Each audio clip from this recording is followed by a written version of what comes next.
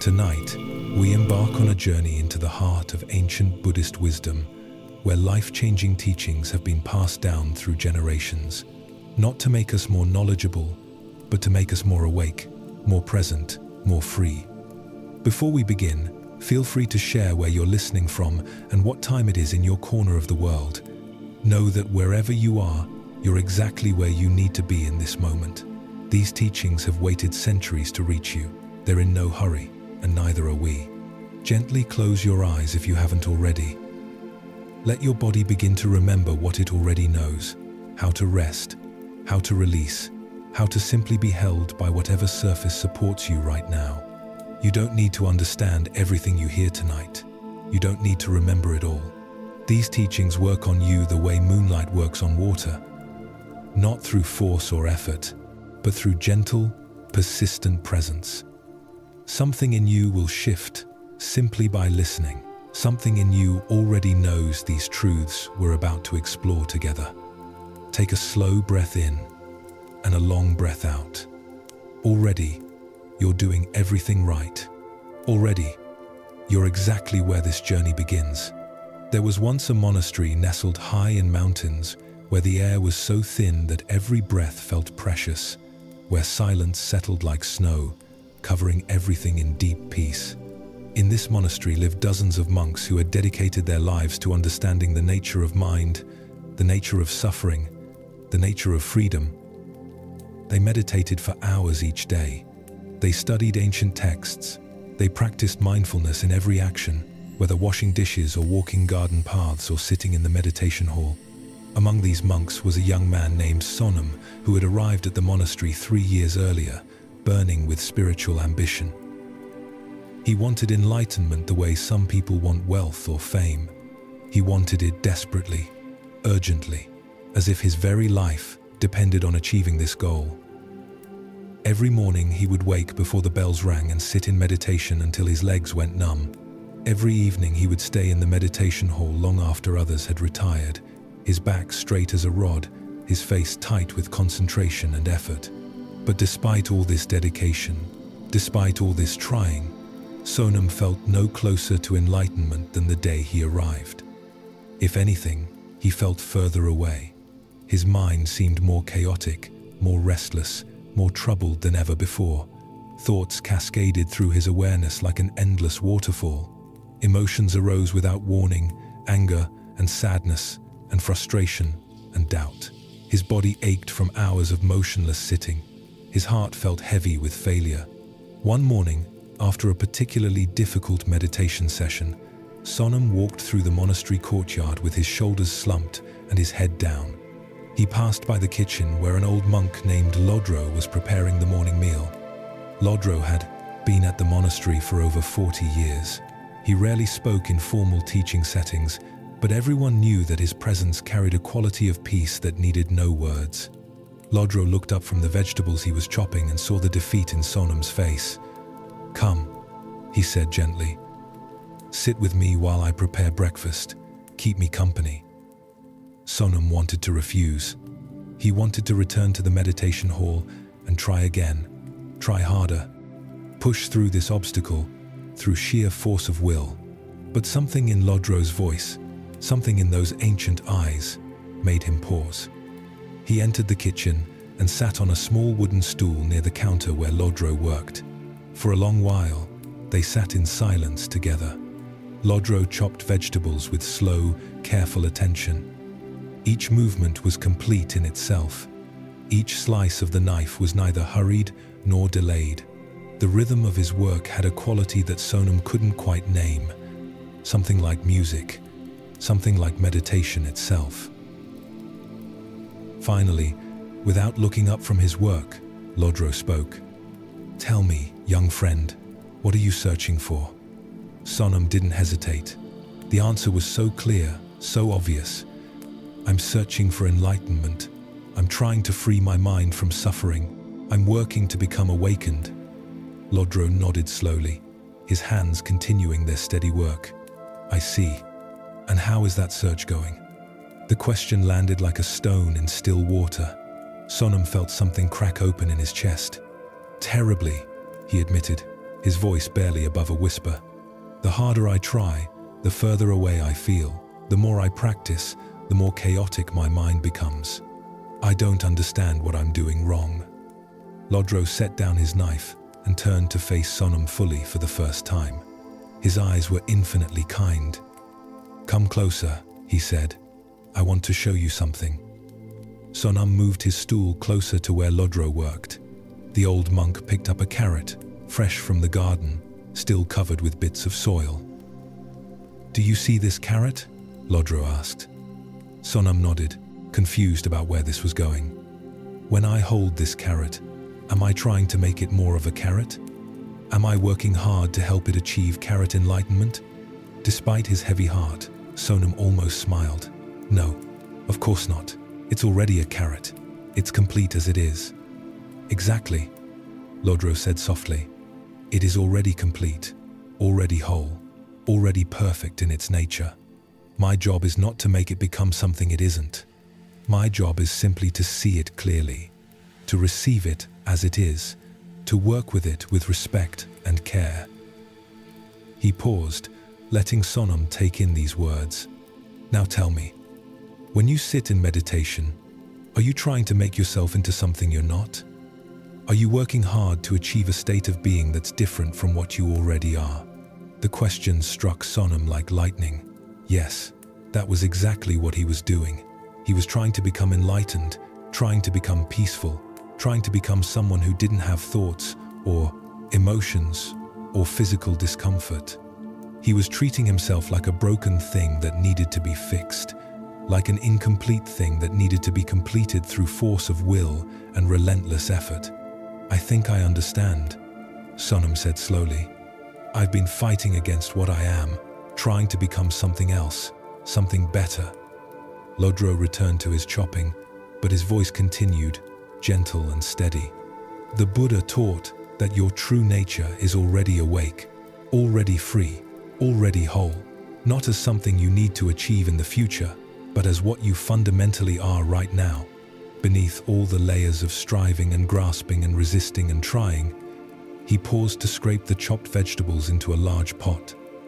"When you sit in meditation fighting against your thoughts, fighting against your emotions, fighting against the reality of this moment as it is, you are like someone standing in a river trying to push the water upstream.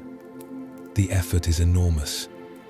The struggle is real, but it works against the fundamental nature of things. It creates tension where there could be flow. It creates suffering where there could be peace." Sonam felt tears rising to his eyes. All these years of effort, all this striving and struggling, and he had been working against himself the entire time, treating meditation like a war to be won rather than a gift to be received. "But if I stop trying," he asked, "won't I just become lazy? Won't I stop making progress on the path?" Lodro smiled, a smile that held decades of understanding. "There is a difference between effortful striving and natural practice. When I chop these vegetables, I bring attention and care to the work. I'm fully present with each cut. But I'm not fighting with the vegetables. I'm not demanding that they be different from what they are. I'm simply meeting them as they are and working with them accordingly." He gestured toward the window where morning light was beginning to fill the courtyard. "When the sun rises, does it struggle and strain to bring light? No, it simply shines. This is its nature. When you sit in meditation, can you be like the sun? Can you simply allow awareness to be what it already is, rather than trying to force it into some special state?" Sonam sat with these words, feeling them settle into places deeper than thought. "So when thoughts arise during meditation, I shouldn't fight them?" Lodro shook his head gently. "Fighting thoughts only makes them stronger. It's like telling yourself not to think about a white elephant. What happens? The white elephant fills your mind. Instead, you can learn to let thoughts be like clouds passing through the vast sky of awareness. The sky doesn't fight the clouds. It doesn't try to push them away or hold them in place. It simply remains spacious and open, allowing weather to pass through without resistance. But some thoughts are so persistent," Sonam said. "Some emotions are so overwhelming, How can I just let them be?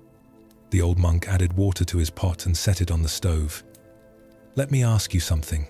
When you're sleeping deeply, dreaming, are you bothered by the dreams? Do you wake up exhausted from having to experience dreams? Sonam considered this. No, dreams come and go. I don't control them, but they don't disturb my rest. Exactly. Because in deep sleep, there is no one trying to control the experience, no one fighting against what arises. There is simply awareness, experiencing whatever appears without grasping or resisting. This is the natural state. This is what we're pointing toward in meditation. Not creating some special peaceful state through effort, but recognizing the awareness that's already here, the awareness that's never disturbed by whatever appears within it. Sonam felt something releasing in his chest, a knot he'd been carrying for years without knowing it. So all this time, I've been making meditation harder than it needs to be? Lodro laughed softly, a sound like water over stones. Most people do. We're taught from childhood that more effort brings better results, that if we're not struggling, we're not trying hard enough. But meditation is different. It's not about gaining something you lack. It's about recognizing what you've never lost. He stirred the pot thoughtfully. You know what the word Buddha means? It means awake. Not became awake through tremendous effort. Not achieved awakeness after years of struggle. Simply awake, present, aware. This is your nature right now. In this very moment. The question is not how to create this awakeness, but how to stop overlooking it. Sonam looked down at his hands, rough from work, trembling slightly from all the tension he'd been holding. How do I stop overlooking it? Lodro came and sat beside him, setting aside his cooking for a moment. By stopping the surge, by ceasing the effort to become something other than what you are. Right now, in this moment, are you aware? Sonam nodded. Today, yes, I'm aware. Are you trying to be aware? Or is awareness simply here? Sonam paused, feeling into the question. It's just here. I'm not making it happen. This, Lodro said, placing his weathered hand over his heart, is the great teaching. Awareness is always here, always present, never gained, never lost. When you stop trying to create some special state of consciousness and simply rest as the awareness you already are, meditation becomes effortless. Not because you've mastered some technique, but because you've stopped fighting the river. He stood and returned to his cooking. Tomorrow morning, try something different. When you sit in meditation, don't try to achieve anything. Don't work to become peaceful or clear or enlightened. Simply sit. Simply be aware that you're aware. Let thoughts come and go like clouds. Let emotions rise and fall like waves. Let sensations pulse through the body like weather. And remain as the sky that holds it all, the awareness that witnesses everything but is troubled by nothing. Sonam felt a spaciousness opening inside him, a relaxation he'd never experienced in all his hours of intense meditation. Just sit and be aware. That's all? Lodro smiled. That's everything. In that simple being, in that effortless awareness, you'll discover what you've been searching for all along. Not as something you achieved, but as something you recognized. Not as a future attainment, but as a present reality. The morning bell rang, calling the monks to breakfast. Lodro began serving the food he'd prepared with such care and attention. As Sonam stood to leave, the old monk spoke one final time. Remember, the carrot doesn't try to be a carrot. The sun doesn't try to shine.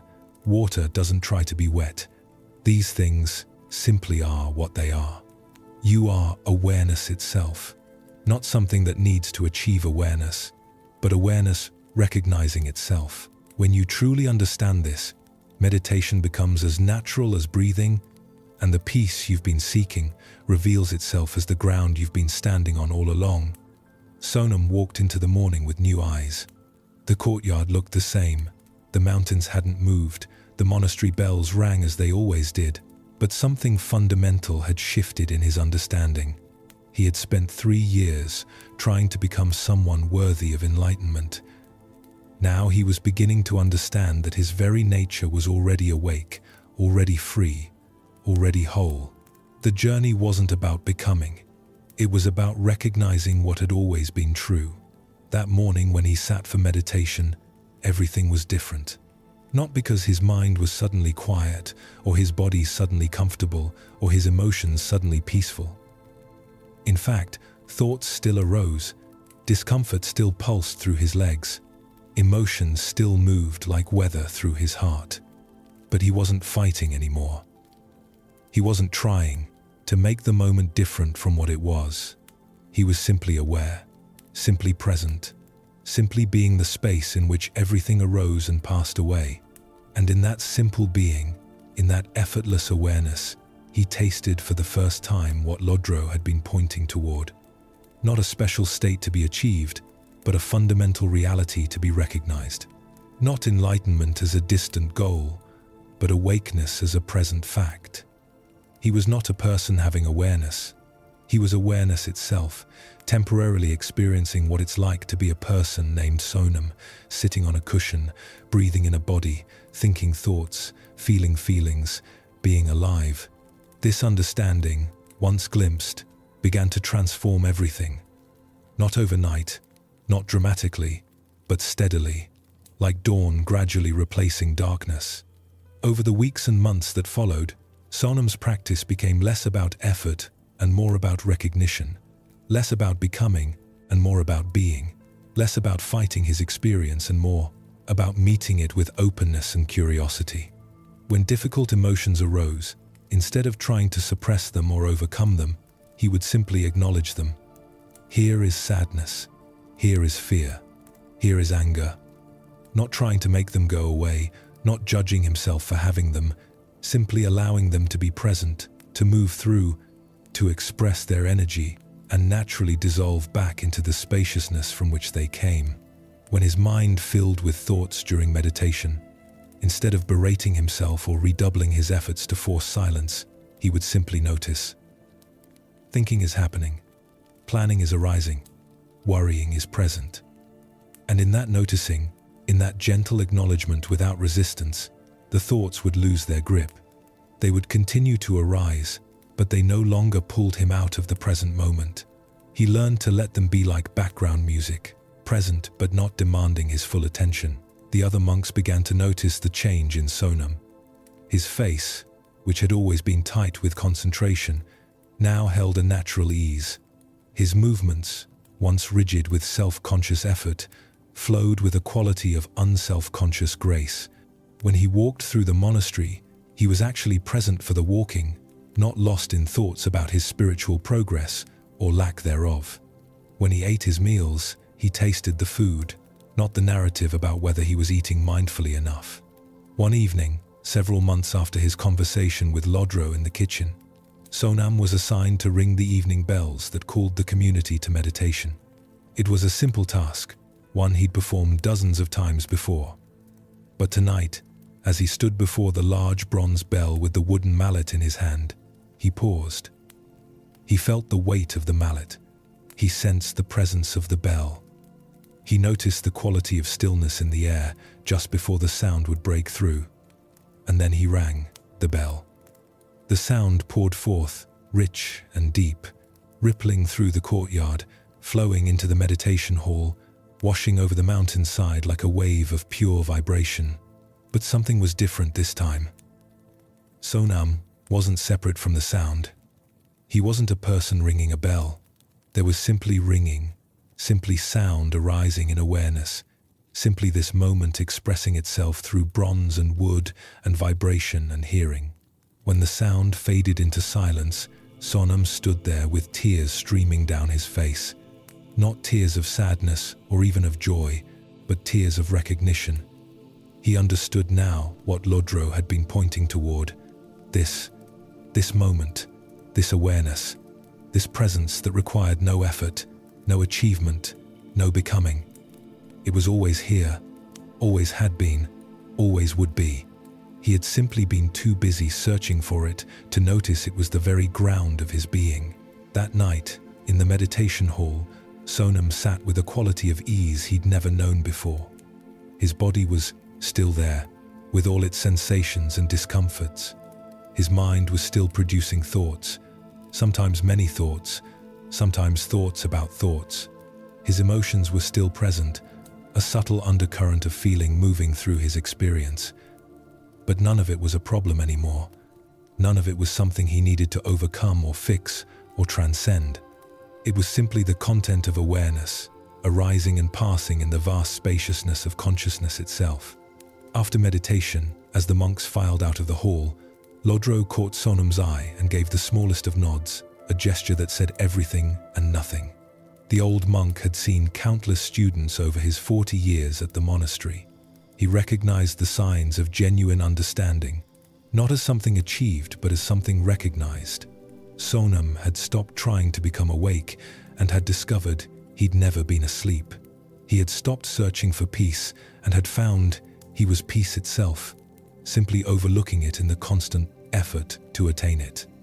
This teaching, this fundamental insight that Sonam discovered through Lodro's gentle guidance, is what makes Buddhist wisdom truly life-changing. Not life-changing because it gives you something you don't have, but life-changing because it reveals what you've always been. The Buddha's great discovery 2,500 years ago wasn't a method for becoming enlightened. It was the recognition that our fundamental nature is already awake, already free, already whole. Think about this in your own life. In this very moment, you are aware right now. You are conscious of these words, conscious of your body resting, conscious of sounds around you, conscious of thoughts moving through your mind. This awareness, this consciousness, this presence that knows your experience, has it ever not been here? Has there ever been a moment in your entire life when awareness was absent? Even in deep sleep, even in states of unconsciousness, when you return to waking awareness, it's as if consciousness was simply resting, simply gathering itself. And now it's present again. But the awareness itself, the capacity for experience, the consciousness that makes any knowing possible, this has never left you. You've never been separate from it even for a moment. You are it. Not something that has awareness, but awareness itself, temporarily expressing as a person, as this body, as this life. When you truly recognize this, when you stop treating awareness as something you need to cultivate or achieve and simply rest as the awareness you already are, everything changes. Not because your circumstances become perfect, not because difficult thoughts and emotions disappear, but because you're no longer at war with your experience. You're no longer dividing your life into what should be here and what shouldn't, what's acceptable and what's not, what's spiritual and what's not. Everything becomes workable when you stop demanding that it be different. Every moment becomes available when you stop wishing you were somewhere else. Every breath becomes a gift when you stop waiting for a better breath to come along. This is the freedom that the Buddha taught. Not freedom from life's challenges, but freedom in the midst of whatever arises.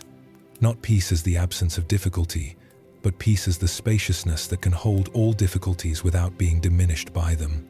Notice right now, as you rest here, how your body is already releasing tension without you having to make it happen.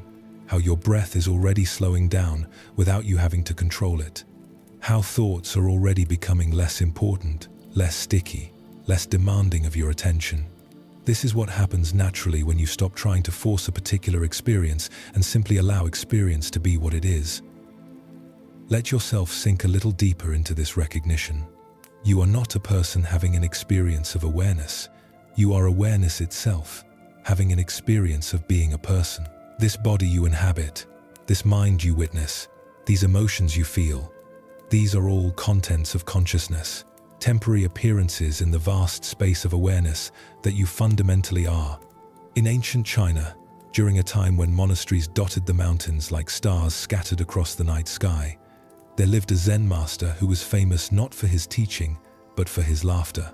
People would travel for weeks to study with Master Yunmen, expecting profound lectures and serious meditation instruction. Instead, they found a teacher who seemed to find everything funny, who burst into laughter at the most unexpected moments, who approached even the deepest teachings with a lightness that confused and intrigued his students. One spring morning, a young scholar arrived at Yunmen's monastery. His name was Chen, and he came laden with questions about Buddhism that he'd spent years formulating. He had studied every text he could find. He had memorized countless sutras. He could debate the finest points of Buddhist philosophy with anyone. But despite all this knowledge, despite all this intellectual understanding, Chen felt no peace. His mind was constantly churning, analyzing, questioning, never resting, never satisfied.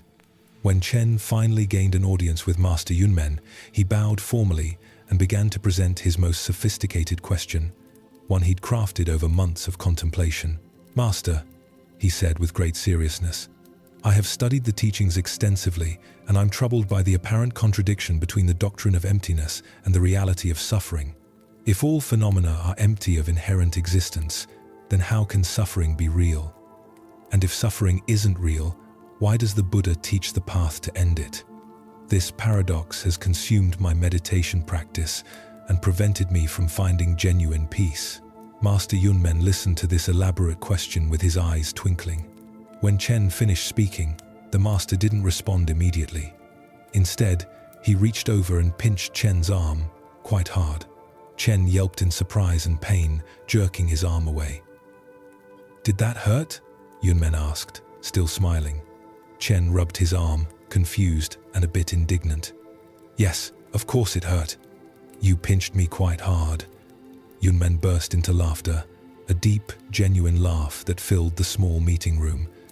"So much for your question about whether suffering is real," he exclaimed. "Your arm knows the truth that your thinking mind keeps missing.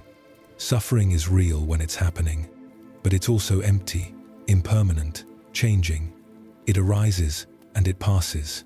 Just like the pain in your arm right now is already fading, already becoming a memory rather than a present sensation." Chen looked down at his arm. The master was right. The sharp pain had already softened into a dull ache, and even that was disappearing. What had felt so intense just moments ago was now barely noticeable. "But Master," Chen protested, "surely there's more to understanding Buddhism than just experiencing things directly. Don't we need to understand the teachings intellectually to comprehend the philosophy?" Yunmen stood and walked to the window, gesturing for Chen to join him. Outside, early morning sunlight was filtering through bamboo trees, creating patterns of light and shadow on the ground. A bird was singing somewhere in the branches. The air carried the scent of jasmine. "Tell me," Yunmen said, "when you look at this morning, do you see Buddhist philosophy? Do you see doctrines and concepts and intellectual frameworks?" Chen looked out at the garden, trying to understand what the master wanted him to see. "I see bamboo trees, sunlight, shadows. I hear a bird singing." Yunmen nodded. "Yes. And is any of that improved by thinking about it? Does the sunlight become more beautiful if you can explain the Buddhist teaching about impermanence? Does the bird's song become sweeter if you can cite sutras about the nature of sound?" "No," Chen admitted. "But surely understanding helps us live more wisely, helps us respond more skillfully to life's challenges." The master turned to face him directly. "Does it? Or does thinking about wisdom keep you from being wise? Does analyzing skillfulness prevent you from simply being skillful in the moment?" He returned to his seat and poured tea for both of them. "Let me tell you something, Chen. You came here with a head full of questions and a heart hungry for peace.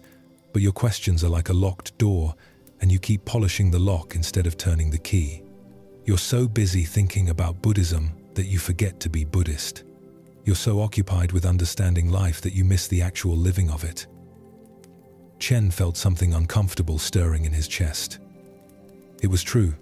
He spent hours every day reading, studying, contemplating, analyzing. But when was the last time he'd simply sat and enjoyed a morning like this one? When was the last time he'd been fully present for a cup of tea without his mind spinning through concepts and ideas? "Master," Are you saying that study is useless? That all my years of learning have been wasted? Yunmen laughed again, but this time his laughter was gentler, more tender. No, no. Study has its place. Understanding has its value. But you've mistaken the menu for the meal, the map for the territory, the finger pointing at the moon for the moon itself. You know so much about Buddhism that you've forgotten how to simply be present with what is. He sipped his tea slowly, demonstrating a quality of attention that Chen suddenly envied. Every movement was complete. Every gesture was fully inhabited. There was no rushing toward the next moment, no analyzing the current moment, just simple presence with what was happening. You asked about the paradox of emptiness and suffering, Yunmen continued. But this question only exists in your thinking mind. In your actual experience, is there a paradox?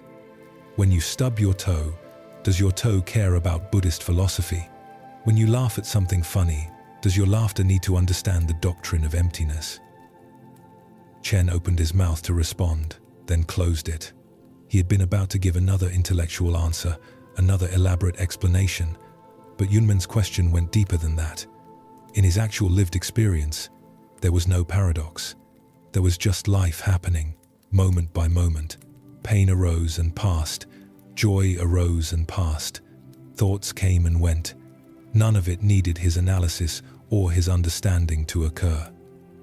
I think I'm beginning to see, Chen said slowly. I've been living in my head, in concepts and ideas, instead of living in my actual experience. Yunmen clapped his hands together once, sharply. Yes, this is what we call in Zen, don't know mind. Not ignorance, not stupidity, but the willingness to meet each moment fresh, without all your knowing getting in the way. When you drink tea, just drink tea. When you hear a bird, just hear the bird. When suffering arises, just be with the suffering without needing to understand or explain or figure out where it fits in your philosophical framework. He leaned forward, his eyes intense now. The Buddha's enlightenment didn't come from having the right understanding. It came from seeing directly into the nature of reality, not through concepts but through immediate, direct perception. He sat under the Bodhi tree and stopped trying to figure everything out. He stopped analyzing and questioning and searching. He simply sat. He simply was. And in that simple being, in that direct seeing, everything became clear. Chen felt tears rising to his eyes. All these years, he'd been trying so hard to understand, to know, to comprehend. And all that effort had kept him locked out of the very experience he was seeking. His knowing had become a barrier rather than a bridge. Master, how do I stop living in my head? How do I become more present with direct experience? Yunmen smiled. You don't need to become more present. You only need to stop leaving the present. Notice right now, even as you ask this question, you're here, you're aware, you're conscious of this room, of my presence, of your own breath moving in and out. This awareness, this presence is always here. You don't create it through effort. You simply stop overlooking it through constant mental activity. He stood and walked to a small altar in the corner where a stick of incense was burning. Watch this smoke, he said. Chen came and stood beside him, watching the thin line of smoke rise from the incense, curling and twisting in invisible air currents, gradually dispersing into nothing. This smoke doesn't ask how to rise, Yunmen said. It doesn't need to understand the principles of convection or the nature of air. It simply rises because that's its nature. Your presence, your awareness, is like that. It's your nature. You don't need to create it or understand it. You only need to stop interfering with it. They stood together in silence, watching the smoke, and gradually Chen felt something releasing in him. All his questions, all his knowing, all his understanding began to feel less important, less urgent. They were still there, these thoughts and concepts he'd accumulated over years of study, but they weren't blocking him anymore. They had become like clouds passing through the sky of awareness, present but not obstructing the vastness. "Master," Chen asked quietly, "what should I do with all the knowledge I've gained? Should I forget everything I've learned?" Yunmen turned to him with infinite kindness in his eyes. "No need to forget, but hold it lightly. Let your understanding be like water held in an open palm, not water gripped in a closed fist. Use your knowledge when it's useful, set it aside when it's not, but never let it become a substitute for direct experience." He placed his hand on Chen's shoulder. The greatest scholars of Buddhism are often the most trapped by their knowledge. They become so attached to their understanding that they mistake concepts for reality. But you've been given a gift today. You've seen how your knowing has been keeping you from living. This recognition is the beginning of real wisdom, not the wisdom that comes from books, but the wisdom that emerges from direct contact with life itself. Over the following weeks, Chen remained at the monastery, but his entire approach transformed. He still studied, but he no longer studied to acquire more knowledge. He read the sutras with fresh eyes, looking for pointers toward direct experience rather than concepts to memorize. He still meditated, but he no longer meditated to achieve some special understanding. He simply sat, simply breathed, simply allowed himself to be present with whatever arose. And something remarkable began to happen. The questions that had tormented him for years started to dissolve, not because he found answers, but because he discovered the questions themselves were born from overthinking. When he stopped trying to understand emptiness intellectually and simply experienced the impermanent, flowing nature of each moment, emptiness revealed itself directly. When he stopped analyzing suffering and simply felt pain arise and pass, the path to freedom became obvious. One morning, Chen was sweeping leaves in the monastery courtyard. It was a simple task, mindless work that in his previous life he would have done while his mind churned through philosophical problems. But this morning, he was simply sweeping, feeling the weight of the broom in his hands, watching leaves gather and scatter, hearing the rhythmic sound of bristles on stone, sensing the cool morning air on his skin. Master Yunmen walked by and paused to watch him work. Chen looked up, and their eyes met. Without words, something passed between them. Yunmen smiled and nodded, then continued on his way. But Chen knew the master had seen that the student was no longer lost in his head. He was here, fully present, just sweeping leaves on an ordinary morning. And in that ordinariness, in that simple presence, was everything Chen had been searching for through all his years of study. Later that day, a new student arrived at the monastery with questions almost identical to the ones Chen had brought months earlier. The abbot asked Chen to speak with this newcomer, to share what he'd learned.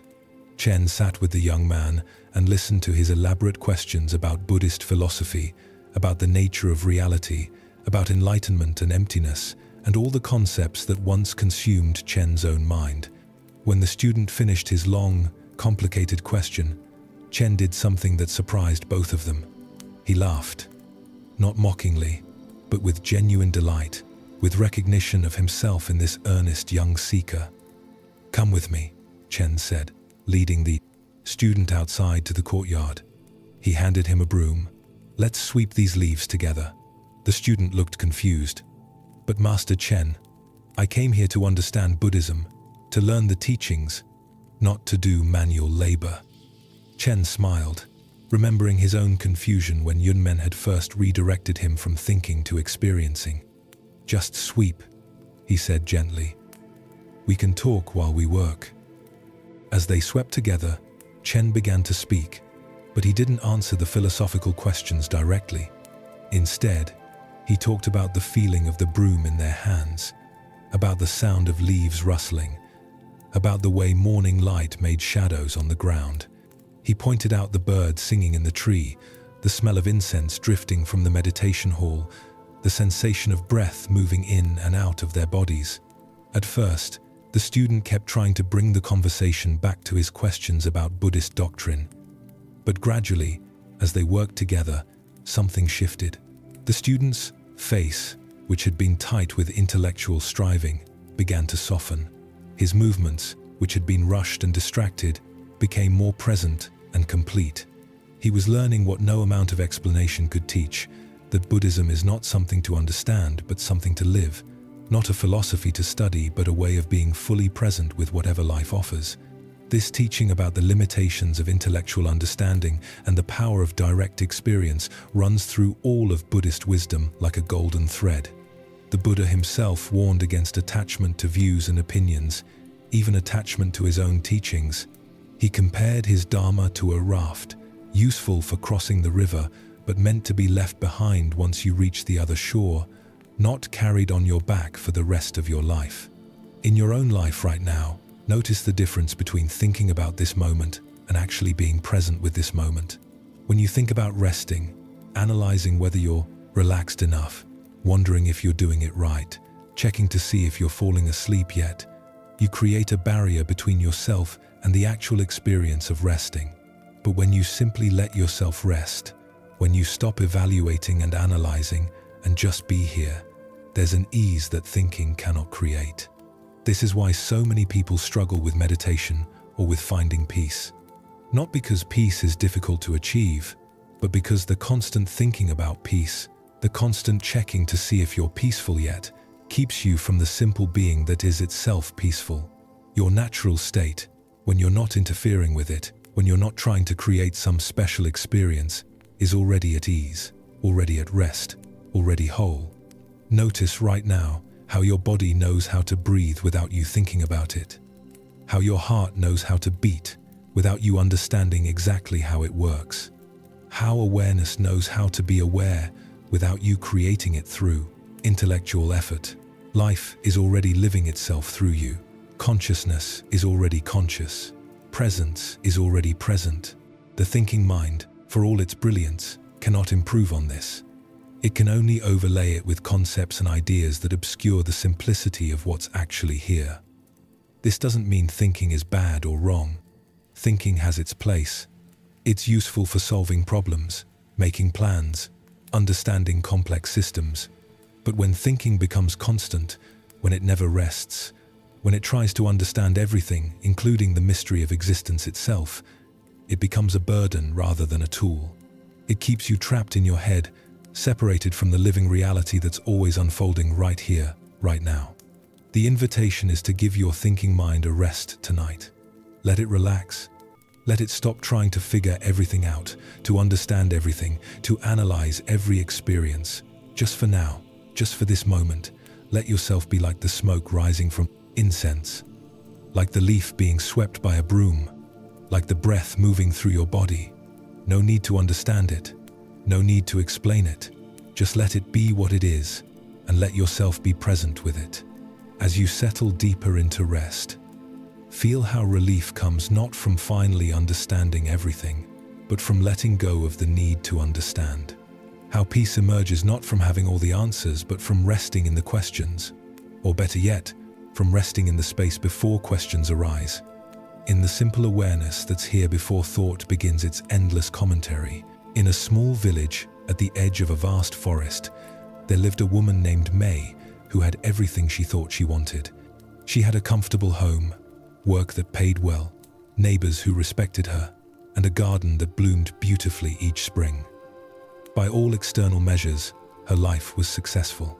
But inside, May carried a heaviness she couldn't name, a sense that something essential was missing, though she couldn't say what it was. Every morning, May would wake with a feeling of incompleteness, as if she'd forgotten something important but couldn't remember what. She tried filling this emptiness with various pursuits.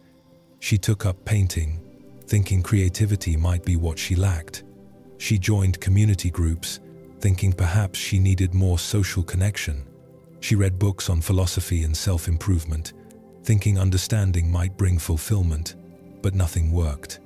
The hollow feeling remained, sometimes quieter, sometimes louder, but always there, like a shadow she couldn't shake. One autumn evening, as the first chill of the season settled over the village, May decided to walk into the forest.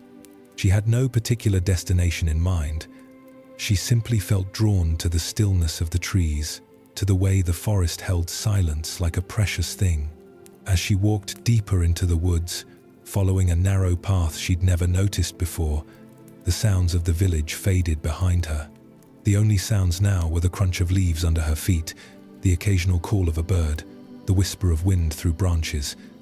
After perhaps an hour of walking, May came upon a small clearing where an old woman sat beside a tiny fire. The woman was so still that at first May thought she might be a statue, but then the woman's eyes opened and she looked directly at May with a gaze that seemed to see everything. "You're looking for something," the old woman said.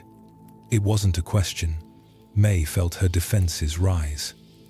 How could this stranger know anything about her? But something in the woman's face, a quality of deep peace and acceptance, made her honest. "Yes," May admitted, sitting down across from the fire without being invited. "I've been looking for a long time, but I don't even know what I'm looking for." The old woman smiled, a smile that held both compassion and a hint of amusement. "That's the problem, isn't it? You're looking for something, but you don't know what. So how will you know when you find it? How can you reach a destination you can't describe?" May felt tears rising to her eyes. This was exactly her dilemma, the source of her constant frustration. "I just know something's missing. There's this empty feeling inside me, like I'm not complete somehow." The old woman poked at the fire with a stick, sending sparks spiraling up into the darkening sky. "Tell me, when did this feeling begin? Can you remember a time before you felt incomplete?" May thought back through her life. Her childhood, her teenage years, her early adulthood. The feeling seemed to have always been there, a background hum of dissatisfaction, a sense that real life was somewhere else, that her true self was waiting to be discovered in some future moment. "I think it's always been there," she said quietly. "Maybe my whole life. And in all these years of feeling incomplete," the old woman asked, "what have you accomplished? What have you experienced? What have you learned?" May began to answer defensively, but then she paused. Actually, she had accomplished quite a lot. She had built a home, developed her skills, created a garden, formed friendships, traveled to distant places, survived hardships, celebrated joys. Her life had been full of experiences, both difficult and wonderful. But somehow, she'd never been fully present for any of it. She'd always been looking past each moment toward something else, something she thought would finally make her whole. "I've lived an entire life," May said slowly, "but I haven't really been present for it. I've been so busy looking for what's missing that I've missed what's here." The old woman nodded. "Yes, this is the great human trap. We believe there's something wrong with this moment, something missing from our experience right now. So we're always reaching toward a future moment when we'll finally feel complete. But that future moment never comes, because when it arrives, it becomes the present moment, and we're still reaching forward, still looking for what's missing." She added more wood to the fire, and the flames grew brighter. "Let me ask you something. Right now, in this moment, sitting here by this fire, is anything actually missing? Not in your life story, not in your past or your future, but right here, right now. Is this moment incomplete?" May looked around. The fire was warm.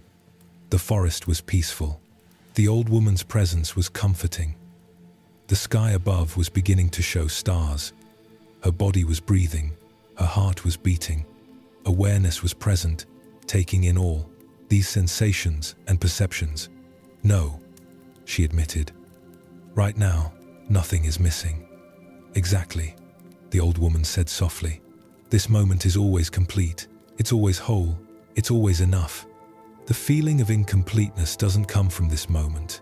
It comes from the mind's story about this moment, the thought that says this isn't good enough, that something better should be happening, that you should be different from what you are." She leaned forward, her eyes reflecting firelight. The Buddha taught that suffering comes from craving, from tanha, which means thirst or desire. But it's not desire for things that causes suffering. its desire for this moment to be different from what it is. It's the rejection of what's here in favor of what you think should be here. May felt something crack open inside her chest. All these years, she'd been at war with her own life, constantly judging each moment as not enough, always looking for something better, something more, something that would finally satisfy this deep hunger. But how do I stop? She asked. How do I stop this constant reaching for something else? The old woman smiled. You don't stop it. That would just be another form of reaching, another effort to make yourself different. Instead, you simply notice it. You see the pattern clearly. You watch yourself reaching forward, and in that watching, something shifts. You realize you have a choice. You can continue the habit of looking for what's missing, or you can turn your attention to what's here. She gestured around at the forest, at the fire, at the night gathering around them. Everything you need for this moment is already present. Not for your whole life, not for next year or next week or even tomorrow, but for this moment, right now. Everything necessary is here. You are breathing, you are aware, you are alive. This is not nothing, this is everything. May sat with these words, letting them settle deeper than thought. She noticed how her mind immediately wanted to argue. To say, yes, but what about my goals? What about meaning and purpose? What about all the things I haven't accomplished yet? But she also noticed something else, a deeper part of her that recognized the truth in the old woman's words. So I'm supposed to just accept everything? May asked. Just be content with whatever happens? That sounds like giving up. The old woman laughed, a sound like water flowing over stones. No, not giving up, waking up. There's a difference between contentment and complacency. Contentment means being at peace with this moment while still engaging fully with life. It means you can work toward goals without making your peace dependent on achieving them. You can desire improvement without rejecting what is. She stirred the fire again, her movements unhurried and complete. When you plant a seed in your garden, you care for it, water it, give it what it needs. But you don't stand over it every day demanding that it grow faster, feeling incomplete because it hasn't yet become a flower. You trust the process. You do what's needed and you let the seed unfold according to its nature. This is how you can be with your own life, engaged but not desperate, working toward things but not making your wholeness dependent on outcomes. May felt a deep breath move through her, as if her body was releasing something it had been holding for years. So, the emptiness I've been feeling, the sense that something's missing, that's just a thought pattern, not a real problem? The old woman tilted her head thoughtfully. The feeling is real. The suffering is real. But the story that creates the suffering, the belief that you're incomplete, that's where the problem lies. You are not incomplete. You never have been. You've just believed you were, and that belief has colored everything. She reached into a small bag beside her and pulled out a handful of rice, tossing it into a pot of water hanging over the fire. Think of it this way. You are like this water, complete in yourself, whole in your nature. The rice I add changes the water into something different, something we call porridge. But the water was never incomplete without the rice. It was simply water. Adding rice doesn't complete it. It transforms it into something else, but the water's fundamental nature was always whole. May watched the rice begin to soften in the boiling water, each grain gradually losing its firm boundary, melting into the water, becoming one with it. So when I achieve something, when I add something to my life, I'm not becoming more complete. I'm just experiencing a different form of what was already whole. The old woman nodded. Yes. And when you lose something, when life takes away what you thought you needed, you don't become less complete. The fundamental wholeness remains. It's always here, beneath all the changes, beneath all the gains and losses. This is what the Buddha meant when he taught about the unchanging nature within all changing phenomena. She ladled some of the porridge into a bowl and offered it to May. Eat. Nourish this body that carries you through life. But notice as you eat, you don't become more yourself with each bite. You're simply caring for the vehicle of your consciousness, the temporary form through which awareness experiences this world. May took the bowl, feeling the warmth through the clay, bringing the simple food to her lips. She tasted rice and water and wood smoke, and for the first time in longer than she could remember, she was fully present for the experience. Not thinking about whether the porridge was good enough, not comparing it to other meals, not wondering what she should eat next, just tasting, just swallowing, just being fed. Tears began to flow down her cheeks, quiet tears that came from somewhere deep. The old woman reached across the fire and touched her hand. These are good tears. These are the tears that come when you stop running, when you finally arrive at the place you've been all along but were too busy searching to notice. They sat together in silence as night fully settled around them. The fire crackled. Somewhere in the distance, an owl called. The stars grew brighter as the sky darkened, and May felt something she'd never felt before, a sense of being exactly where she needed to be, not because the circumstances were perfect, but because she had stopped demanding that they be different. After a long time, May spoke. "I think I need to go back to my village now, back to my life. But I feel like everything has changed, even though nothing external has changed at all." The old woman smiled. "This is the transformation that matters most. Not the transformation of circumstances, but the transformation of your relationship with circumstances. You'll go back to the same house, the same work, the same garden, but you'll meet them differently. You'll be present for the life you have, instead of lost in the life you think you should have." She stood, and May stood with her. The old woman placed both hands on May's shoulders, looking into her eyes with infinite kindness. "Remember this, when the old pattern returns, when you find yourself again feeling that something's missing, in that very moment, stop, breathe, look around. Ask yourself, right now, in this exact moment, is anything actually missing? Not in your story, not in your plans for the future, but right here, right now. And you'll discover again and again that this moment is always complete, always enough, always holding everything you truly need." May walked back through the forest with a lighter step than she'd had in years. The path seemed clearer now, even in the darkness. When she emerged from the trees and saw her village, below, lights glowing in windows, smoke rising from chimneys, it looked different somehow. Not because it had changed, but because she was seeing it with new eyes, eyes that were no longer looking past what was here towards something else. In the days and weeks that followed, May's life looked much the same from the outside. She still worked, still tended her garden, still spent time with neighbors, but everything felt different. When she painted now, she wasn't painting to become a better artist or to create something impressive. She was simply enjoying the feeling of brush on canvas, the colors mixing, the forms emerging. When she talked with neighbors, she wasn't half listening while planning what to say next.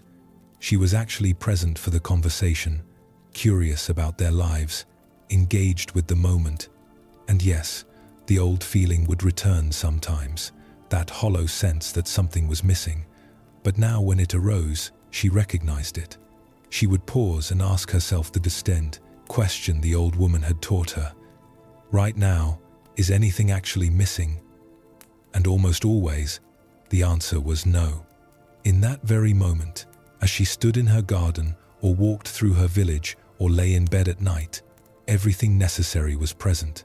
The feeling of incompleteness was just an old habit of mind, a thought pattern she'd reinforced for years, but one she no longer had to believe. One morning, several months after her meeting in the forest, May was working in her garden when a young woman from the village approached her. The woman looked tired and troubled, and May recognized in her face the same searching look she had once carried. "Forgive me for disturbing you," the young woman said, "but I've been watching you lately, and you seem different somehow, more at peace. I wonder if you could tell me what changed. I feel like I'm looking for something, But I don't know what it is. May smiled, hearing her own words from months before. She set down her gardening tools and invited the young woman to sit with her beneath the pear tree that shaded one corner of her garden.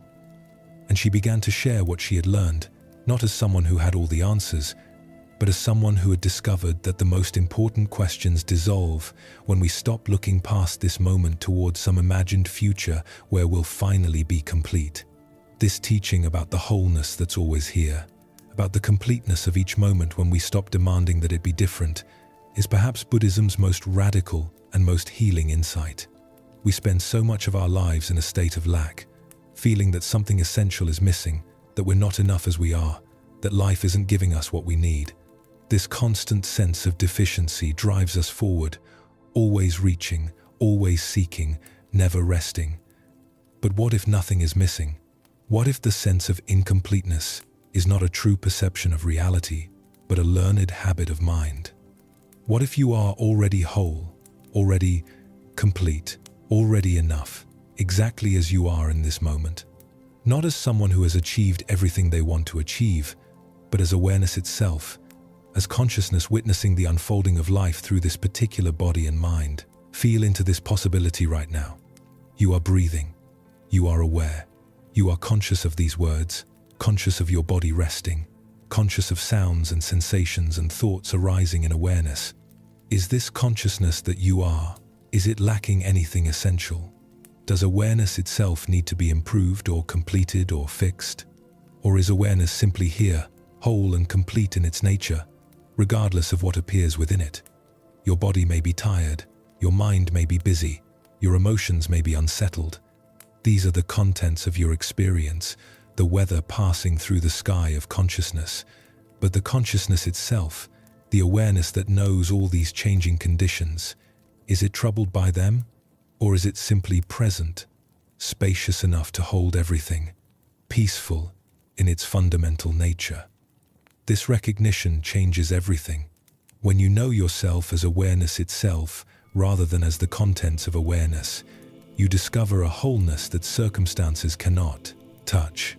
You can be at peace even when life is difficult, not because you're pretending the difficulty isn't there, but because you're no longer making your peace dependent on circumstances being a certain way. You're resting as what you are, as consciousness itself, which is always already whole, always already complete, always already at peace. Let yourself sink into this recognition now. You are not a broken person trying to become fixed. You are not an incomplete person trying to become whole.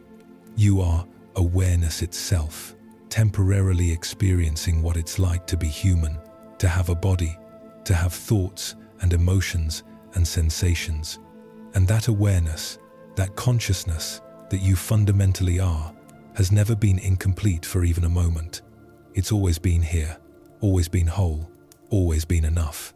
The seeking can stop now, not because you've finally found what you were looking for, but because you've recognized that what you were seeking was always here. You are home. You have always been home. You just forgot to notice because you were so busy searching for home somewhere else, in some future moment, in some different circumstance, in some transformed version of yourself.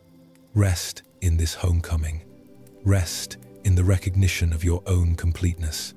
Rest in the awareness that is your true nature, which has never left and can never leave, which holds all your experience with infinite spaciousness and compassion. In the final decades before the Buddha left his physical form, he traveled throughout India, teaching and establishing communities of practitioners. In one small village, he encountered a man named Angulimala, who had a terrible reputation. Angulimala had been a murderer, someone who had caused immense suffering and fear throughout the region. But through his encounter with the Buddha, something had shifted in Angulimala. He had seen the error of his ways and devoted himself completely to the path of awakening and making amends.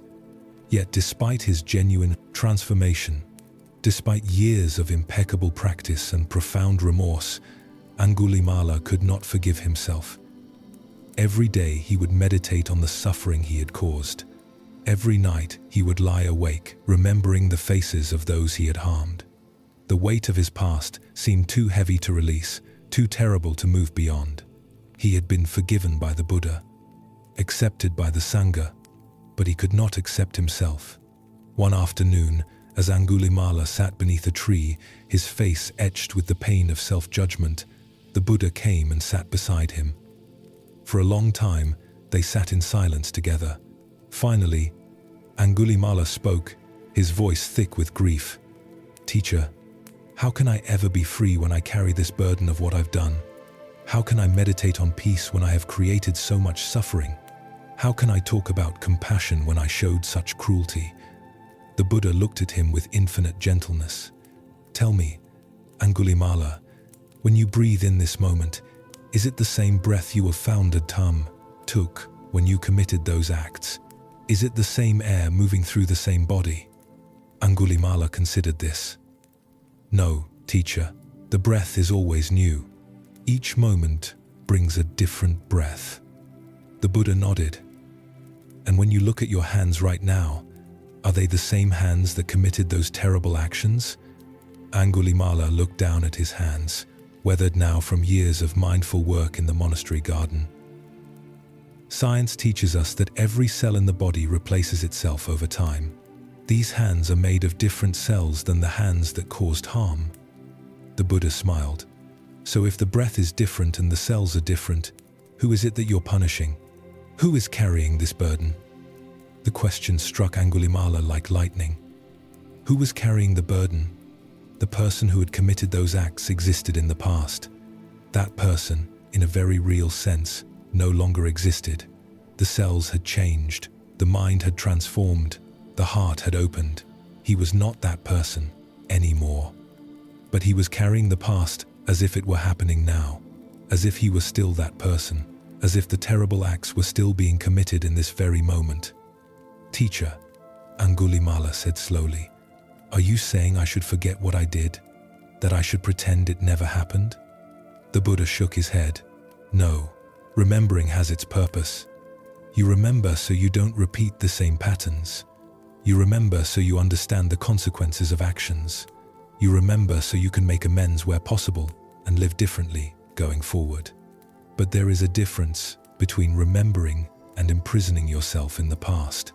There is a difference between taking responsibility and punishing yourself endlessly for what cannot be changed." He reached down and picked up a fallen leaf, brown and brittle from autumn. This leaf was once green and full of life. It grew in spring, flourished in summer, changed color in autumn, and now it falls to nourish the soil for future growth. Does the tree hold on to the leaf and say, "You should still be green"? Does the tree punish itself for letting the leaf turn brown? Angulimala shook his head. No. The tree lets the leaf complete its cycle. It releases what was so new, growth can come.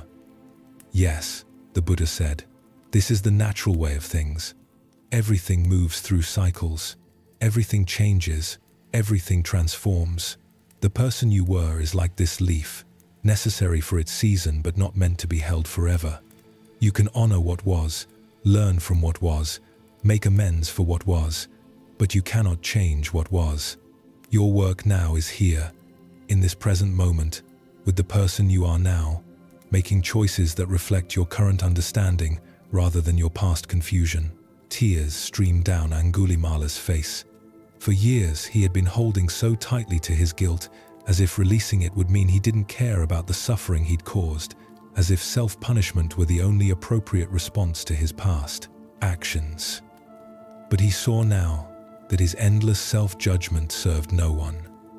It didn't undo what was done. It didn't help those who had been harmed. It only created more suffering in the present, only kept him locked in a prison of his own making. Teacher, how do I forgive myself? How do I release this burden? The Buddha placed his hand on Angulimala's shoulder. You begin by recognizing that the one who needs forgiveness is the one you were, not the one you are. You are acting from confusion, from conditioning, from a mind that had not yet awakened to the truth of interconnection and compassion. That person needed guidance, needed teaching, needed transformation, and that transformation has happened. The confused person has awakened. The cruel person has become kind. The one who caused suffering now dedicates himself to relieving suffering. He gestured toward the monastery where other practitioners were going about their daily activities. Every person in this community carries a past. Everyone has caused harm through ignorance, through reactivity, through confusion about the nature of reality. This is the human condition. We act from misunderstanding, and our actions create suffering. But the path is not about punishing ourselves for our ignorance. The path is about waking up from ignorance, about transforming confusion into clarity, about learning to act from wisdom rather than from conditioning. Angulimala sat with this teaching, feeling it work on him in ways deeper than thought. The Buddha continued, his voice like water flowing over stones, gentle but persistent. When you hold on to guilt about the past, you are not being humble or responsible. You are actually being arrogant. You are saying that your past actions are more powerful than the entire universe's capacity for change and transformation. You are saying that you, alone among all beings, cannot be transformed by the Dharma. You are saying that your mistakes are permanent, while everything else in existence is impermanent. This insight penetrated even deeper. Angulimala had thought his endless guilt was a sign of his remorse, his understanding of the gravity of what he'd done. But now, he saw it differently. His inability to forgive himself was actually a form of ego, a way of setting himself apart, of making himself special, even if that specialness came in the form of being specially bad rather than specially good. So self-forgiveness, Angulimala said slowly, is not about saying what I did was okay. It's about accepting that transformation is possible, that change is real, that the person I was is not the person I am. The Buddha nodded. Yes, and more than that, it's about understanding that this moment, right now, is where your life is actually happening, not in the past, not in memories of what was done. Right here, right now, in this moment, you have a choice about how to be, how to act, how to show up in the world. When you're lost in guilt about the past, you're not available for this moment's possibilities. You're not present to serve, to love, to practice, to grow. He stood and gestured for Angulimala to walk with him. They moved slowly through the monastery grounds, past the meditation hall, past the garden where vegetables grew in neat rows, past the well where water was drawn for the community. Look at this place, the Buddha said. Every structure here was built by hands that have made mistakes. Every plant here grows in soil that was tended by people who have caused harm. Every moment of practice that happens here is conducted by beings with complicated pasts. But none of that prevents the Dharma from being taught, from being practiced, from transforming lives. He paused at the garden and bent down to examine a young plant pushing up through the soil. This seedling doesn't apologize for the nutrients it takes from the earth. It doesn't feel guilty for the space it occupies. It simply grows, simply reaches toward the light, simply becomes what it is meant to become. You can be like this seedling. You can take in the teachings, reach toward awakening, become what you are meant to become, without endlessly justifying your right to exist, to practice, to transform. Angulimala knelt beside the Buddha, looking at the small green shoot emerging from dark soil. Something in his heart began to release. A knot he'd been carrying for so long it had started to feel like part of his identity. I think I've been using my guilt as a way to prove I'm a good person now, he admitted, as if the worse I feel about the past, the more it proves I've changed. But that's not how transformation works, is it? No, the Buddha said gently. Transformation is shown through action, through how you live now, through the choices you make moment by moment. Your remorse about the past has served its purpose. It woke you up, it brought you to the Dharma, it motivated your practice. But now, it has become a hindrance, keeping you locked in a story about who you were instead of allowing you to be fully present as who you are. They stood together, and the Buddha placed both hands on Angulimala's shoulders, looking directly into his eyes. I release you from your past. Not because it didn't happen, but because it doesn't define you. Not because it wasn't terrible, but because you are not frozen in that terribleness. You are a living being, changing in every moment, capable of endless transformation. The question is not whether you deserve forgiveness. The question is whether you're ready to stop punishing yourself and start living fully in service of reducing suffering rather than creating more of it through endless self-judgment. In that moment, something fundamental shifted in Angulimala. He felt as if chains he'd been wearing for years suddenly fell away. The past was still there, the memories were still present. The understanding of what he'd done remained. But it was no longer a weight crushing him. It was simply what had happened, informing his present understanding but not imprisoning his present being. He was free, not free from responsibility, but free from the endless cycle of self-punishment that served no one. From that day forward, Angulimala practiced and taught with a new quality of presence. When students came to him troubled by their own past mistakes, by their failures and regrets, he could speak from deep experience about the difference between taking responsibility and imprisoning yourself in guilt. He became known as a teacher of great compassion, not despite his past but because of it, because he understood both the depth of human confusion and the possibility of human transformation. This teaching about self-forgiveness, about releasing the burden of past mistakes, is one of Buddhism's most healing gifts. So many people carry guilt and shame about their past actions, their past choices, their past versions of themselves. They replay old mistakes in their minds like a terrible movie they're forced to watch again and again. They punish themselves with self-criticism and self-judgment, as if this punishment could somehow undo what was done or prove that they're now worthy of peace. But this endless self-punishment doesn't serve healing. It doesn't serve growth. It doesn't serve transformation. It keeps you locked in the identity of the person who made those mistakes, constantly reinforcing the story of yourself as bad, as wrong, as unworthy. And from that story, from that identity, you cannot fully step into the present moment with all its possibilities for acting wisely, for loving fully, for being of service. Notice in your own life what burden you might be carrying from your past. What mistakes do you replay in your mind? What choices do you judge yourself for? What version of yourself are you still punishing? And notice how this punishment feels in your body right now. There's usually a heaviness, a contraction, a sense of being weighed down by something you cannot change. The invitation is to begin the process of release, not by pretending the past didn't happen, but by recognizing that you are not the person who did those things anymore. You have changed, you have grown, you have learned. The cells in your body have been replaced. The thoughts in your mind have transformed.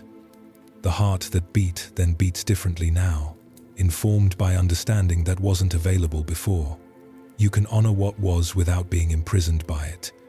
You can learn from your mistakes without making them your identity. You can take responsibility for the impact of your past actions while releasing the endless punishment that serves no one. This is not spiritual bypassing. This is not pretending harm wasn't caused. This is mature responsibility, which says, that happened. I understand it. I've learned from it. I've made amends where possible. And now I choose to live from my current understanding rather than my past confusion. Feel into the possibility of this release right now. What would it be like to set down the burden of your past? Not to forget it, but to stop carrying it like a stone you must drag through every moment. What would it be like to meet this present moment, this breath, this awareness, without the weight of who you used to be, crushing your capacity to be fully here now? The Buddha taught that all beings want to be happy and free from suffering. This includes you. This includes the person you were in the past who acted from confusion and ignorance.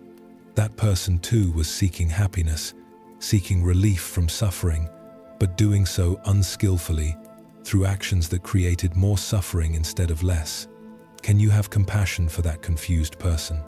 Can you see them not as evil but as lost, as acting from a mind that had not yet awakened to the truth of interconnection and love? When you view your past self with compassion rather than judgment, something shifts. You're no longer divided against yourself, no longer at war with your own history. You can hold it all with tenderness, the mistakes and the learning, the confusion and the awakening, the harm caused and the amends made. This is wholeness, not perfection, but integration. Not a past that's been erased, but a past that's been metabolized, digested, transformed into wisdom that serves the present. Let yourself breathe into this compassion now. Let your heart soften toward yourself, toward all the versions of yourself that have existed, even the ones who made terrible mistakes. They were doing the best they could with the understanding they had. And you, now, you are doing the best you can with the understanding you have. This is the human journey, stumbling forward, learning, growing, sometimes falling, always getting back up, always moving toward greater clarity and compassion. As your body settles even deeper into rest, imagine setting down the burden of your past like a heavy backpack you've been carrying for miles. Feel the relief of releasing that weight. Feel how your shoulders relax, how your breath deepens, how your whole being expands when you're no longer contracted around guilt and shame. This lightness, this ease, this is your natural state when you're not carrying what doesn't need to be carried. The path of Buddhism is sometimes called the path of awakening, but it could just as easily be called the path of release. Releasing the burden of past and future, releasing the tyranny of constant judgment, releasing the demand that this moment be different from what it is, releasing the belief that you are broken and need to be fixed, releasing the story that you are incomplete and need to be completed, layer by layer, burden by burden, releasing what was never yours to carry in the first place. And what remains when all that is released? Simply this: awareness, presence, being, the consciousness that you are, that you have always been, that you will always be. This consciousness that is aware of breath moving, of body resting, of thoughts arising and passing, of sensations flowing, of sounds appearing and disappearing. This awareness has never been touched by anything that appears within it. It has never been stained or diminished or made less by any experience, any action, any past, any story. You are this awareness, not the stories about yourself, but the knowing presence that witnesses all stories. Not the contents of consciousness, but consciousness itself. Not the waves, but the ocean. Not the clouds, but the sky. Not the thoughts and emotions and sensations, but the spacious awareness in which all of that appears, like dreams appearing in the mind of someone sleeping deeply. In a monastery high in the mountains where snow fell silently for months at a time, there lived a very old teacher named Ananda, who was known for one particular quality.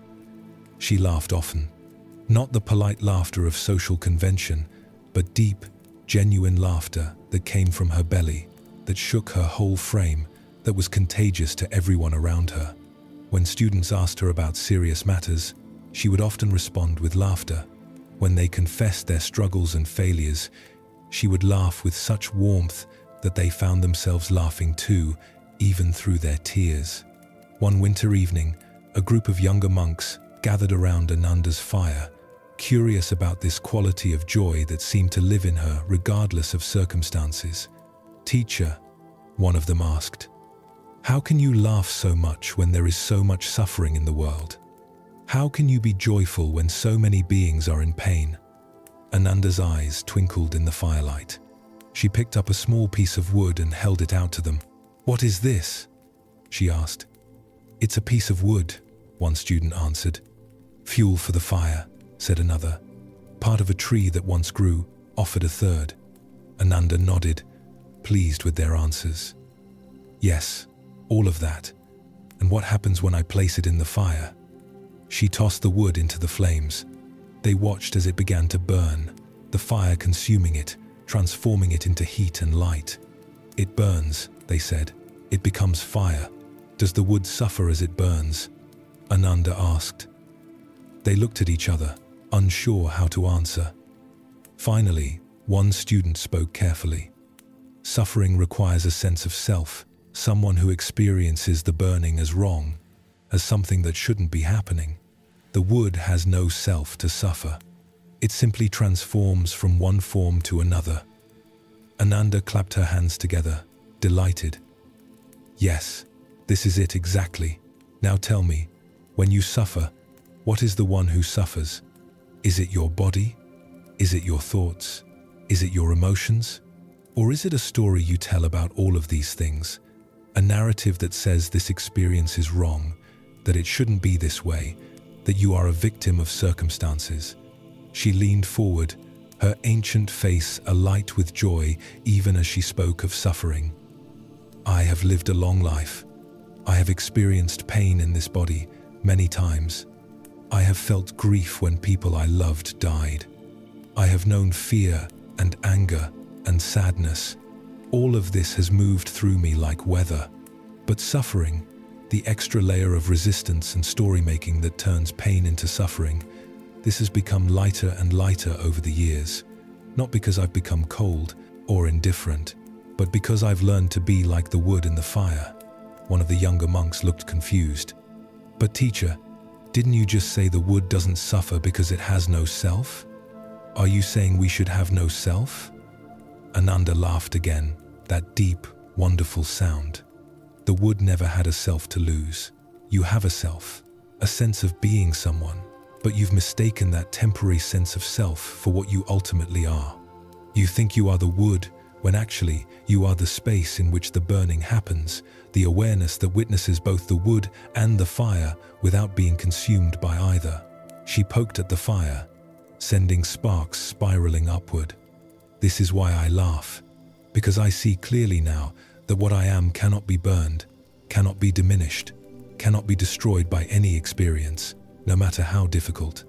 Pain arises, and awareness knows it. Grief arises, and awareness holds it. Fear arises, and awareness remains spacious enough to contain it without being overwhelmed. This is freedom. Not freedom from difficult experiences, but freedom in the midst of all experiences. The freedom of knowing yourself as the space in which everything appears and disappears. Another student asked, but doesn't that make you detached? Don't you care about the suffering of others if you see it so philosophically? Ananda's face grew soft with tenderness. I care more, not less. When you're lost in your own suffering, caught in the story of how terrible everything is, you have little capacity to help others. You're drowning, and a drowning person cannot save another drowning person. But when you know yourself as the awareness that holds all experience, you are like someone standing on solid ground near the water. You can reach out your hand to help others without being pulled under yourself. She looked around at the young faces glowing in the firelight. My joy is not ignorance of suffering. It's recognition that beneath all the changing circumstances, beneath all the pain and pleasure and everything in between, there is something unchanging, something that is always at peace, always whole, always free. And that something is what you are, what all beings are. This recognition brings genuine joy, not the temporary happiness that depends on circumstances, but the deep joy that comes from touching your true nature. One student, who had been sitting quietly through the entire conversation, finally spoke. Teacher, I think I understand intellectually what you're saying, but I don't feel it. When pain comes, I still suffer. When things go wrong, I still feel miserable. How do I move from understanding to actually living this way? Ananda's expression became infinitely gentle. This is the most honest question yet. Understanding is just the beginning. It's like reading a map of a country you've never visited. Helpful, but not the same as actually traveling there. She shifted in her seat, settling more comfortably. The bridge from understanding to embodiment is practice, but not practice as effort or striving. Practice as simply returning, again and again, to awareness itself. When pain arises, instead of immediately spinning a story about the pain, can you first just feel it? Just be present with the raw sensation before the mind's commentary begins. When grief comes, instead of resisting it or wallowing in it, Can you simply allow it to move through you like wind moving through an open window? She paused, letting her words settle. Every time you do this, every time you meet your experience directly, without the extra layer of resistance and story-making, you are strengthening a new way of being. At first it feels awkward, unnatural, because the habit of adding suffering to pain is so deeply conditioned. But gradually, meeting experience directly becomes more natural. And in that direct meeting, you discover that most of what you thought was unbearable was actually the story about the experience, not the experience itself. A gust of wind rattled the windows, and everyone could hear the sound of snow beginning to fall outside. Ananda smiled at the sound. Listen to that wind. Does it apologize for blowing? Does it explain itself? Does it worry about whether it should be blowing from a different direction? No. It simply blows, completely present with its own nature. The snow falls without questioning whether it should fall. The fire burns without wondering if it should burn differently. All of nature simply is what it is, moment by moment, without the overlay of should or shouldn't, good or bad, right or wrong. She looked at each student in turn. You are part of nature too. Your body knows how to breathe without your management. Your heart knows how to beat without your supervision. Your awareness knows how to be aware without your effort. What if you could trust this natural unfolding the way you trust your lungs to breathe? What if you could let life live itself through you without constantly trying to control and manage every aspect of your experience? One of the students, tears in his eyes, asked, "But teacher, what about when terrible things happen? What about when we lose someone we love? When we face illness? When the world feels overwhelming with its injustice and pain? Surely we can't just accept everything." Ananda reached out and took the condid, young monk's hand. This is where the teaching is most misunderstood. Acceptance doesn't mean approving of everything. It doesn't mean becoming passive in the face of injustice. It doesn't mean you don't grieve when you lose someone you love. She squeezed his hand gently. Acceptance means meeting what is actually here without the extra burden of demanding it be different. You can grieve fully, completely, with your whole heart, while also accepting that grief is what's present now. You can work passionately for justice while accepting the current reality you're working to transform. You can care for someone who is ill with complete dedication while accepting that illness is present. Acceptance is not resignation. It's the clear-eyed recognition of what is, which is the only solid ground from which wise action can arise. She released his hand and sat back. When you're lost in resistance, when you're fighting against what's already true, you waste enormous energy. That energy could be used to respond skillfully, to help, to heal, to transform what can be transformed. But instead, it's burned up in the futile effort to make what has already happened somehow not have happened. The fire crackled and popped, and they all sat in silence for a moment, watching the flames dance and shift. "There's one more thing I want to share with you tonight," Ananda said, her voice growing softer, more intimate. "The real reason I laugh so much, the deep source of my joy, is that I've discovered something that changes everything. Every single moment is a new beginning. Every breath is a fresh start. Every instant is an opportunity to meet life with openness rather than contraction, with curiosity rather than judgment, with love rather than fear." She gestured to the window where snow was now falling heavily. "Look at those snowflakes. Each one falls fresh, complete in itself, not carrying the burden of other snowflakes that fell before it, not worried about snowflakes that will fall after it. Just falling, just being, just expressing its unique pattern before it melts and returns to water. This is how you can live, not carrying the past, not worried about the future, just being present with this breath, this moment, this precious, unrepeatable instant of being alive." Her eyes grew bright with tears, though her smile never faded. "Even at my age, even with this body growing frail and this life moving toward its natural completion, every morning is a miracle, every breath is a gift.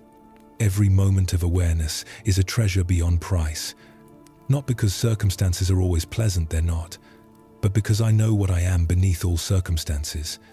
I know the awareness that witnesses every experience without being diminished by any experience. And that awareness is joy itself, not dependent on anything, not threatened by anything, simply here, always here, the very ground of being. The young monk sat with her teaching as the snow fell outside and the fire burned low.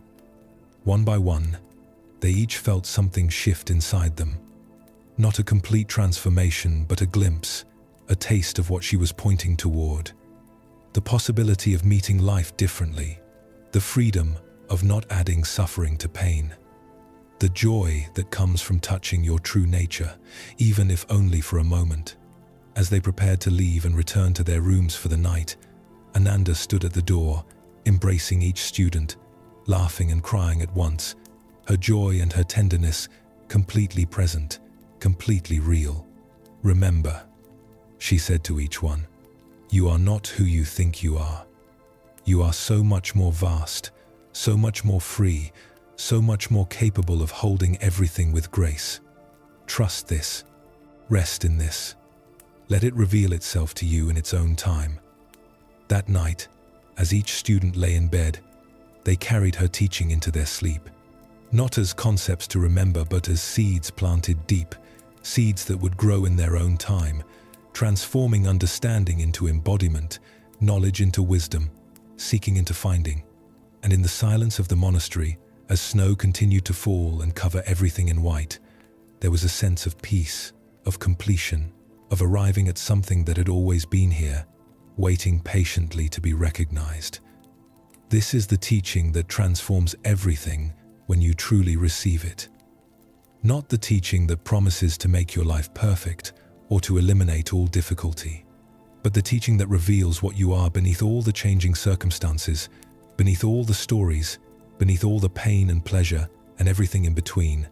You are awareness itself. You are consciousness.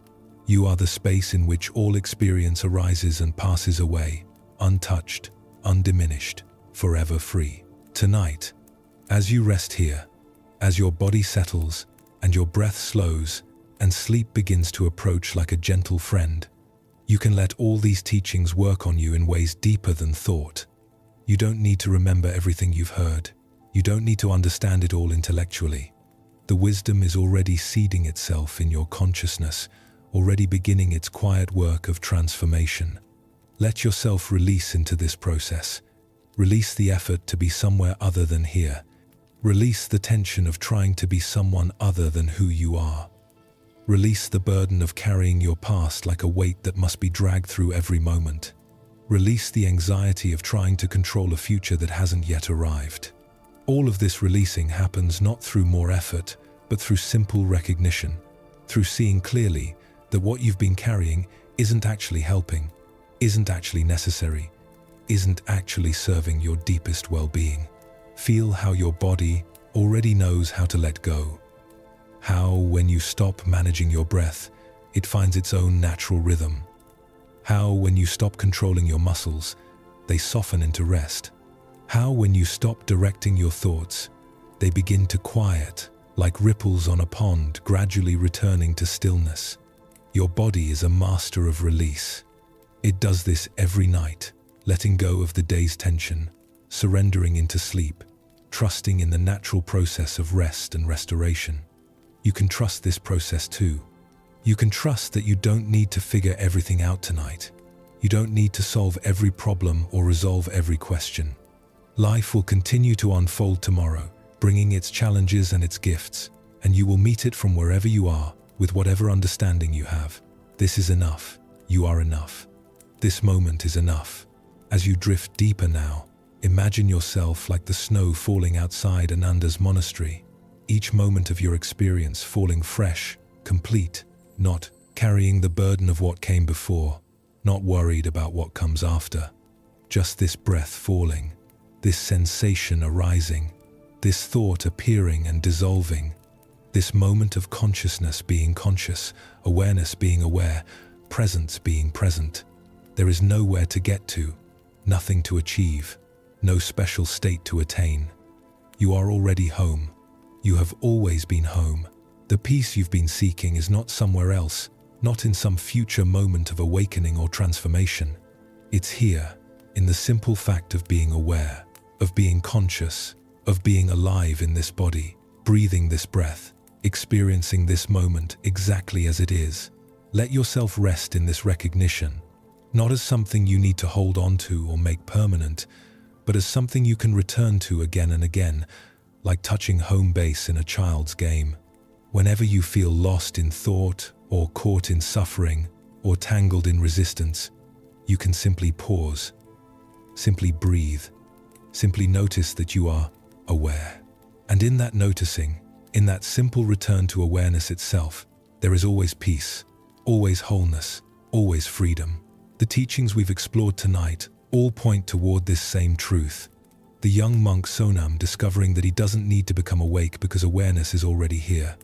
The scholar Chen learning that direct experience is more valuable than endless understanding. May finding that nothing is actually missing from this moment. Angulimala released from the prison of his past. Ananda laughing with the joy of knowing herself as awareness itself, untouchable by any experience. These are not just stories about other people. These are mirrors showing you what is true for you as well. You are awareness. You are consciousness. You are the space in which all experience appears. And that awareness, that consciousness, that space, has never been disturbed by anything that appears within it. Your thoughts cannot disturb it. Your emotions cannot damage it. Your past cannot stain it. Your future cannot threaten it. It is simply here, always here, the unchanging ground of your being. Rest as this now, not trying to create any special state, not working to become more aware or more conscious or more present. Simply recognizing what is already true. You are aware. This is not an achievement. This is simply a fact. And in this simple fact lies all the freedom you've been seeking, all the peace you've been longing for, all the wholeness you've been trying to create. As sleep draws closer, as consciousness begins to shift from waking to dreaming to deep rest, notice that even in this transition, awareness remains. It changes form, moves through different states, but never actually leaves. Even in sleep, there is the knowing of sleep, the consciousness that makes any experience possible. And when you wake tomorrow, awareness will still be here, fresh and clear, ready to meet a new day with openness and presence. This is the great gift of Buddhist wisdom, not a set of beliefs to adopt or rules to follow, but a direct pointing to what you already are. An invitation to stop overlooking the obvious, to stop seeking what you already have, to stop trying to become what you already are. An invitation to simply be here, simply be present, simply be the awareness that you have always been, that you could never stop being even if you tried. Let these final moments before sleep be filled with gratitude. Gratitude for this body that has carried you through another day. Gratitude for this mind that, for all its complications, has brought you to these teachings. Gratitude for this breath that continues, asking nothing from you, simply breathing itself. Gratitude for this awareness that holds everything with infinite spaciousness and compassion. Gratitude for your existence itself, this mysterious, precious gift of being alive, of being conscious, of being here. And as you release now into sleep, know that you are held, not by any external force, but by the fundamental nature of reality itself, which is consciousness, which is awareness, which is what you are. You cannot fall out of yourself. You cannot be lost from your own being. You are always home because you are home itself. You are awareness itself. You are being itself, expressing as this particular body, this particular life, this particular moment of existence. Rest now, dear friend. Rest deeply, rest completely. Rest in the knowledge that you are exactly where you need to be, exactly who you need to be, held in the infinite spaciousness of your own true nature. Let sleep come when it comes. Let dreams arise if they arise. Let deep rest take you into its embrace.